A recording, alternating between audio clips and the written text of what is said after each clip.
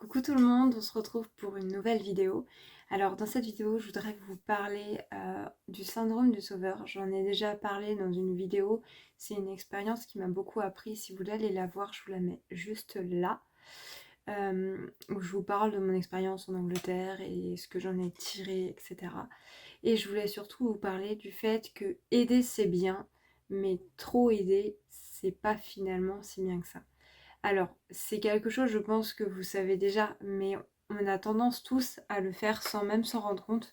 Et ça cache souvent, je trouve, un peu un syndrome du sauveur. Avant, j'étais du genre à vouloir beaucoup aider les autres parce que ça me permettait, moi, de fuir mes problèmes personnels. Et donc, je me concentrais plus des fois sur les problèmes des autres et ça m'aidait d'éviter de penser à mes propres problèmes. En fait, c'était une fuite, concrètement. Et c'est ça le syndrome du sauveur, en tout cas de comment moi je le ressens, comment je l'ai compris. C'est vouloir aider les autres pour pas regarder soi-même ses propres problèmes. Donc, même si les intentions sont bonnes, inconsciemment, il est possible que ça cache une certaine souffrance et qu'il est important d'aller voir et de creuser pour avancer dans la vie. Enfin, avancer dans la vie dans le sens intérieurement, c'est pas forcément changer de vie radicalement, mais être mieux intérieurement. Je parlais hier avec une amie, on a parlé justement de cette notion de des fois aider et pas vraiment aider. Que des fois trop aider, c'est pas rendre service. Donc je vais vous prendre l'exemple un peu cliché que vous avez sûrement déjà dû entendre de donner toujours toutes les réponses à nos enfants quand on les aide à faire les devoirs, par exemple. Je dis nos enfants, mais comme ça peut être nos camarades de classe, peu importe, etc. Eh bien, oui, c'est cool parce que la personne va avoir une bonne note finalement au contrôle qu'elle a, mais à côté de ça, l'enfant ou la personne n'apprend pas à se débrouiller par soi-même et à développer les compétences. Moi, j'ai aussi un autre exemple que je trouve encore plus simple à comprendre et encore plus concret. C'est que, imaginons que vous avez un ami, ou que moi, par exemple, imaginons que j'ai un ami que je veux absolument l'aider, et cet ami a, par exemple, du mal à se déplacer, et par conséquent, il me demande de l'aide pour aller faire pipi. Donc moi, la seule chose que je vais pouvoir faire pour l'aider concrètement, ça va être de l'aider à le porter ou appeler quelqu'un qui aura ses compétences pour pouvoir le bouger, pour qu'il puisse faire sa petite affaire.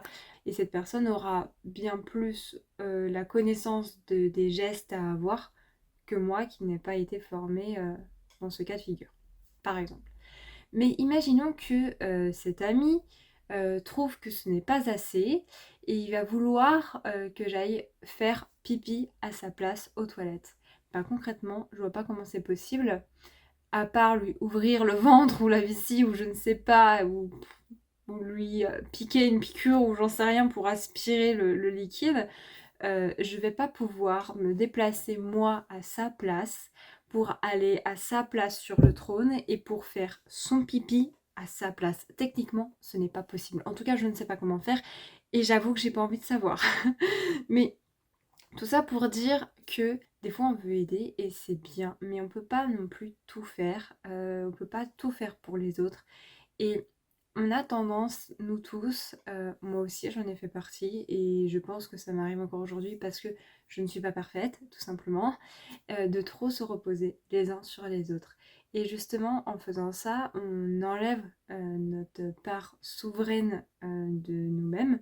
euh, et en même temps, on a aussi le cas de figure où on veut tout prendre sur nos épaules, ce qui n'est pas sain non plus.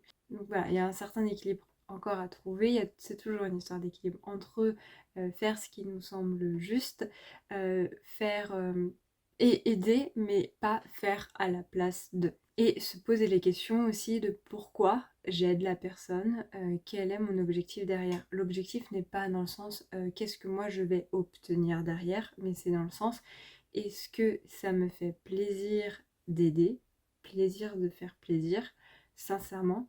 Est-ce que j'aide vraiment de la bonne façon ou est-ce que ça serait pas une fuite d'une certaine manière? Parce que lorsqu'on veut trop aider, comme je vous le disais, donc je ne vais pas revenir là-dessus parce que je viens de vous expliquer juste avant, c'est souvent une fuite et c'est pour se concentrer sur les autres au lieu de se concentrer sur soi. Donc se concentrer sur l'extérieur au lieu de se concentrer sur soi, pour éviter en fait de voir ce qui est désagréable à voir.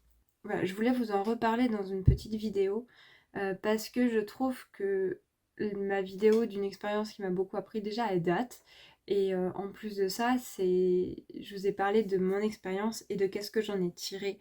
Et je pense qu'une vidéo où on parle du syndrome du sauveur et on parle de le fait d'aider ou voilà l'entraide, c'est bien, mais il y a aussi voilà, c'est important d'en faire une petite vidéo toute seule. Voilà, donc je vous en ai reparlé, et si vous voulez avoir un exemple concret de moi, qu'est-ce qui m'est arrivé, je vous invite, si vous l'avez déjà vu ou si vous ne l'avez pas déjà vu, à aller voir cette vidéo. Sur ce, je vous fais plein de gros bisous, je vous dis à bientôt, et puis on se dit à mercredi prochain.